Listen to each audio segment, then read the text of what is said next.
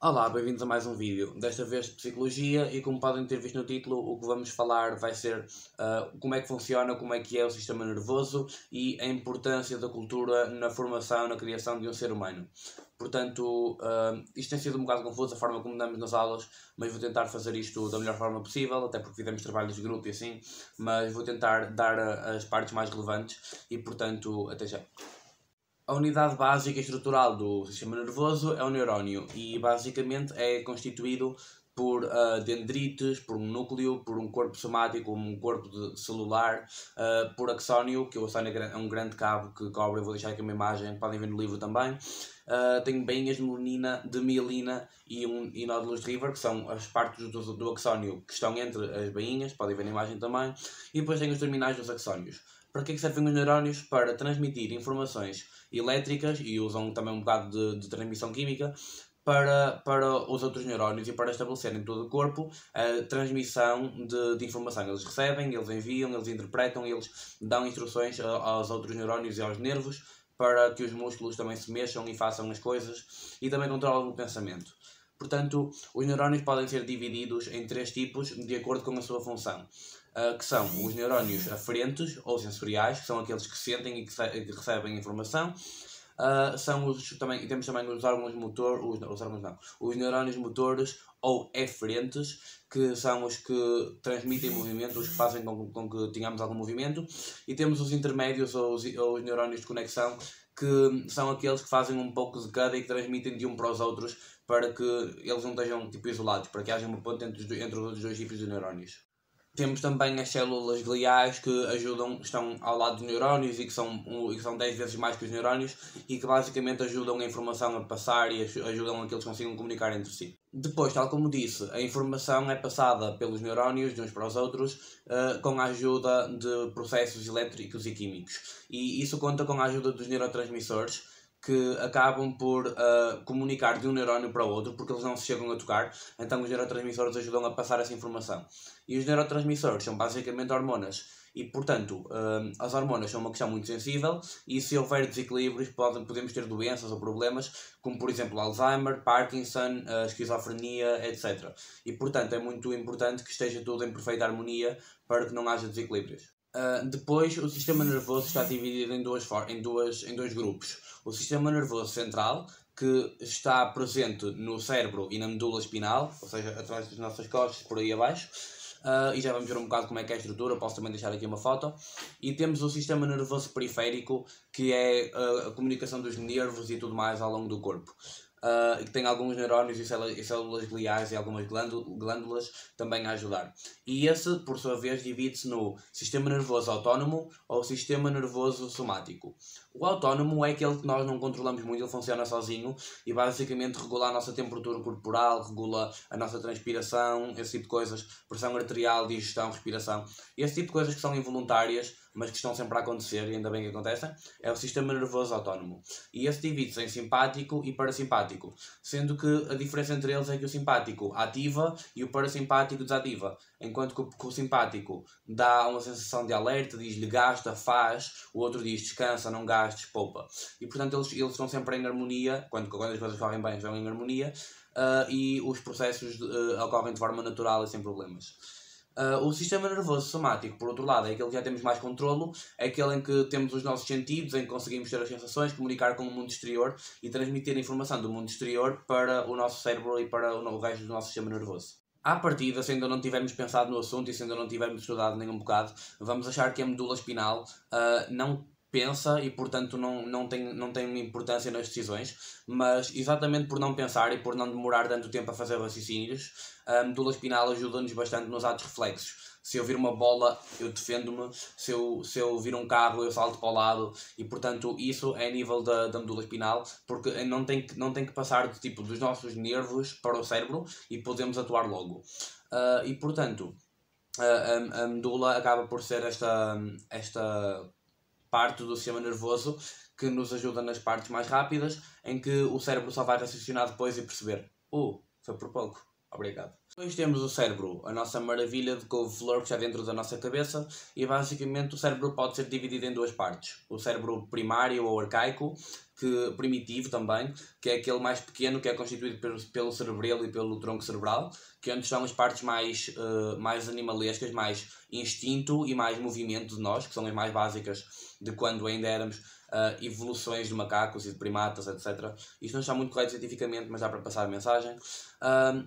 E depois temos o cérebro superior, que é a parte mais desenvolvida, em que temos as nossas sensações, em que temos os nossos pensamentos, em que temos conceitos filosóficos, temos ideias, em que conseguimos planear coisas a longo prazo, etc.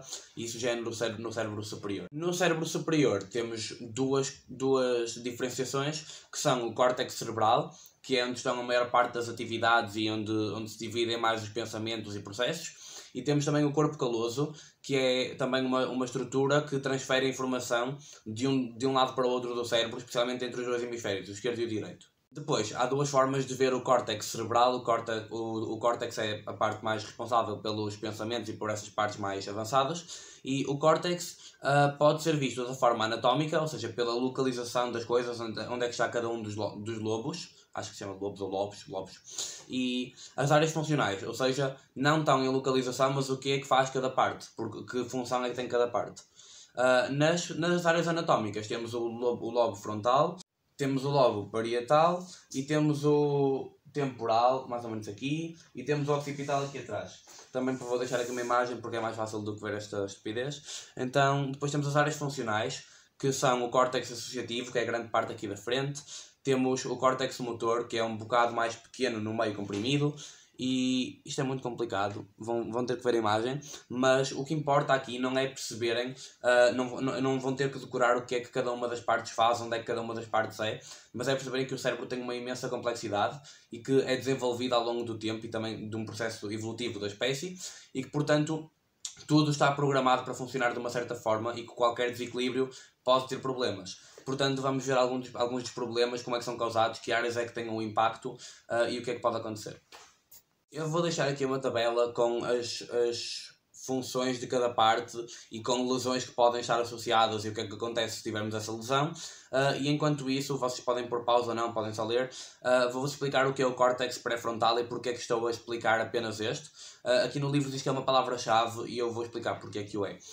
O córtex pré-frontal é a parte responsável pela nossa sociabilidade ajustada, ou seja, por nós não sermos só eu penso, eu digo, é por pensarmos e pensarmos, é aceitável, será que devo dizer, será que é este momento? Pronto, é no córtex pré-frontal, também é aqui que fazemos os nossos julgamentos e que temos as nossas fundações morais, de acharmos aquilo que é correto ou não, é aqui que planeamos o futuro, é aqui que estamos... Eu vou dar atenção a isto, depois a estes dois ao mesmo tempo. Pronto, é o córtex pré-frontal que faz tudo isto. Também tem efeitos no humor, na memória. Portanto, é uma das partes mais importantes. Um dos casos muito conhecidos e muito estudados em psicologia é o caso de Phineas Gage, que era um trabalhador de estrada, de construção civil, de reparação. E basicamente ele estava a trabalhar um dia e ele tinha que pôr um tubo qualquer no chão.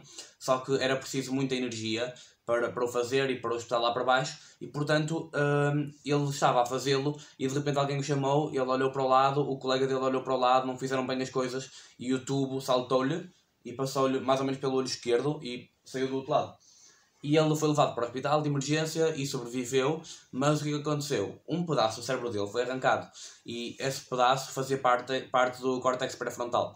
E ele sobreviveu, ele conseguia trabalhar, ele conseguia falar, mas o comportamento dele mudou muito, as emoções dele, a forma dele falar com as pessoas, a agressividade, foram bastante afetados e ele deixou de conseguir conviver bem com a família. Ele antes era uma pessoa super atenciosa, super querida e agora era agressivo e não queria saber de ninguém.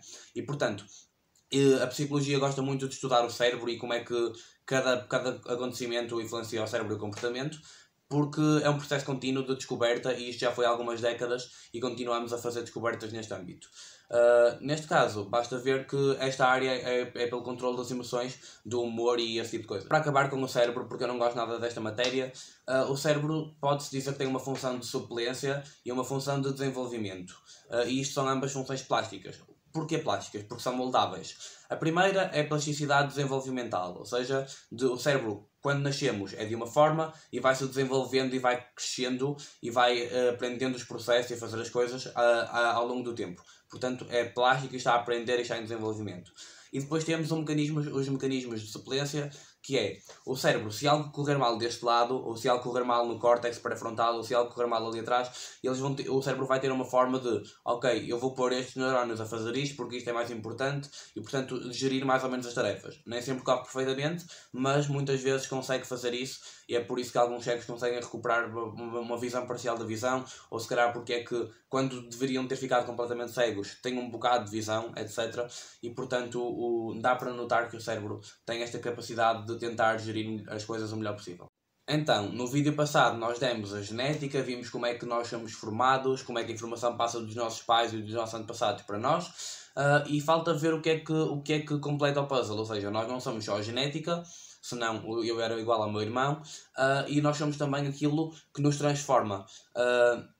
Nós somos o conjunto de experiências sociais que nós vivemos, a aprendizagem que tivemos na nossa infância especialmente. A infância tem uma parte muito, muito importante no nosso desenvolvimento, e portanto vamos analisar alguns casos, nomeadamente as crianças selvagens, que por não terem o contacto humano, o contacto social que deviam ter tido, não conseguiram aprender. E portanto vamos ver como é que isso influencia as pessoas e como é que o meio é fundamental para o desenvolvimento humano. Ora, nós sabemos que vivemos numa determinada cultura. Temos um país, temos uma região e temos uma determinada cultura com valores, com formas de pensar, com tradições, com uma gastronomia especial, com uma língua, com um sentido moral, com alguns objetos únicos, com algumas tradições no geral. Temos uma cultura. E quando uma pessoa nasce, não tem cultura nenhuma, ela tem que aprender a cultura, tem que se desenvolver, os pais têm que lhe ensinar, têm que lhe transmitir isso, tem que aprender a falar, tem que aprender a andar em duas patas, dois pés, e portanto é tudo uma questão de aprendizagem que se vai ter a ver os outros e a ter alguma ajuda dos outros. Para isto é necessária a socialização, e a socialização é um conceito extremamente importante, não só para a psicologia, mas para a sociedade no geral e para nos percebermos uns aos outros. Porque a socialização divide-se em duas partes. A primária, que é quando nós nascemos, nos nossos primeiros meses e anos de vida, quando vamos aprender a falar, a andar, a comer, quais são os bons comportamentos e os maus comportamentos, quando vamos aprender todo esse tipo de coisas, quando somos mais moldáveis e estamos mais disponíveis e é mais fácil para nós aprendermos esse tipo de coisas. E a socialização secundária, que é durante mudanças da nossa vida, por exemplo, quando uma criança de 8 anos muda de escola, é um processo ainda um bocado novo, que ela não sabe o que é que está a acontecer e vai ter que aprender de novo, vai ter que conhecer novas pessoas, que aprender o que é que se faz num sítio novo, chama-se socialização secundária. Mas também acontece com os adultos, quando aprendem uma língua nova, quando mudam de país, simplesmente quando fazem uma viagem de média duração ou longa duração, quando mudam de emprego. Existe sempre uma necessidade de nos adaptarmos aos locais novos e de aprendermos um bocado. E isso faz parte da socialização também. Nós, ao longo da nossa vida, temos que procurar não só ser parte do grupo, ser parte da sociedade e termos as relações e as normas corretas, mas também termos o nosso lado individual, que é formado pelas nossas relações únicas com cada um e pela forma única como nós pensamos e vemos o mundo, e isso torna-nos quem nós somos apenas. Ou seja, apesar de eu fazer parte de um grupo, eu sou único. E isso faz parte da individuação. E é quase tão importante como a socialização, porque sem um conceito de quem eu sou é muito difícil ter relações interpessoais. O que nos leva ao conceito de criança selvagem que eu falei mais cedo. As crianças selvagens são crianças que ou não tiveram contacto social com humanos ou foram privadas desse contacto pelos pais, pela família, por exemplo. Alguns casos são de crianças que foram abandonadas na selva ou que se perderam na selva e que nunca mais viram humanos e, portanto, acabaram por, ainda muito jovens, começar a aprender os hábitos de outros animais, a caçar como os outros animais, a comer o que eles comem, a tomar banho como eles tomam e a andar em quatro patas para se adaptarem, porque no fundo elas não sabiam o que fazer e o que os bebés fazem é mímica. Ora, se um bebé vê os pais a fazer algo, ele vai se tornar humano porque os pais são humanos. Agora, se uma cria de leão olha para o pai, que é um leão, e vê o que ele faz, vai se tornar um leão. Uma criança que seja abandonada com animais vai fazer o que esses animais fazem, da mesma forma. E, portanto, estas crianças às vezes aparecem ou são encontradas na sociedade e não sabem falar, não sabem andar em duas patas, não gostam da maior parte das comidas porque preferem comida crua, preferem bagas, preferem caçar. E, portanto, para essas crianças depois também é muito difícil, mesmo quando já não são crianças, lá está, serem reeducadas e voltarem a comportar-se como membros da sociedade, porque já não estão naquela fase maleável da infância. Algumas das maiores coisas em comum que havia quando foram estudadas e quando são encontradas crianças selvagens são sentidos mais apurados, nomeadamente visão noturna, nomeadamente conseguirem ignorar as diferenças entre frio e calor, porque estavam habituados a isso na natureza, andarem em quatro patas ou terem muita dificuldade em andar em duas, não conseguirem comunicar com humanos, mas até terem algumas capacidades de comunicar na língua, no idioma, de qualquer forma que os animais comunicassem, ou aqueles que os acolheram. Tinham uma expressão facial muito reduzida e também a nível de expressões faciais que conseguiam fazer serem muito diferentes, e portanto há muitas diferenças. Mas o importante é perceber que elas aprenderam isso na fase da infância com os animais que as rodeavam. E pronto, podemos ver que a importância da cultura está presente na criação de qualquer um de nós, porque nós temos que nos adaptar e temos que aprender com algum modelo. E o facto de existirem culturas e padrões culturais são, por exemplo, comportamentos de uma cultura, mas que não são completamente vinculativos, ou seja, eu posso aderir a eles ou não, são só esperados que o faça. Mas pronto, basicamente as culturas ajudam-nos a interagir com os outros, porque não é tão caótico, nós sabemos que aquela pessoa vai fazer aquilo, aquela pessoa vai falar na nossa língua, etc. Por este vídeo é tudo. Espero que tenham boa sorte no teste e pronto, se tiverem dúvidas podem mandar mensagem. Este vídeo foi também um bocado complicado de fazer porque não é tão fácil como história portuguesa em que nós aprendemos, fazemos resumos. Isto foi feito de forma muito difícil, mas pronto, eu percebo a matéria, portanto se me colocarem dúvidas específicas eu consigo vos responder. Portanto, obrigado e até ao próximo vídeo.